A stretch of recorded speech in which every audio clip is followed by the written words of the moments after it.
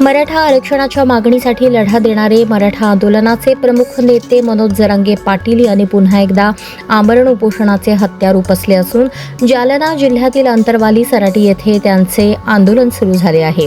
विशेष म्हणजे देशातील अनोख्या आंदोलनांपैकी एक मानले जाणारे हे उपोषण कोणत्याही प्रकारच्या सावलीशिवाय रखरखत्या उन्हात शेतामध्ये सुरू करण्यात आले आहे। मनोज जरांगे पाटील यांनी गावातील एका शेतामध्ये कोणतेही संरक्षण न घेता उन्हापासून बचाव करणारी कोणतीही व्यवस्था न करता आमरण उपोषणाला सुरुवात केली आहे। मराठा समाजाच्या विविध मागण्यांबाबत शासनाकडून ठोस निर्णय व अंमलबजावणी व्हावी यासाठी त्यांनी हा संघर्ष पुन्हा सुरू केल्याचे सांगितले जात आहे। दरम्यान काल राज्य शासनाच्या शिष्टमंडळाने अंतरवाली सराटी येथे भेट देऊन मनोज जरांगे पाटील यांच्यासोबत चर्चा केली, मात्र ही चर्चा निष्फळ ठरल्याचे समोर आले आहे।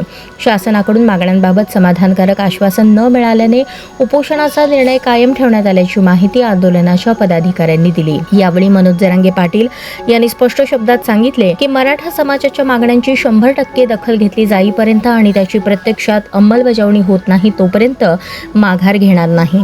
त्यामुळे आंदोलन अधिक तीव्र होण्याची शक्यता व्यक्त केली जात आहे। दरम्यान त्यांनी राज्यातील मराठा बांधवांना महत्त्वाचे आवाहन देखील केले आहे।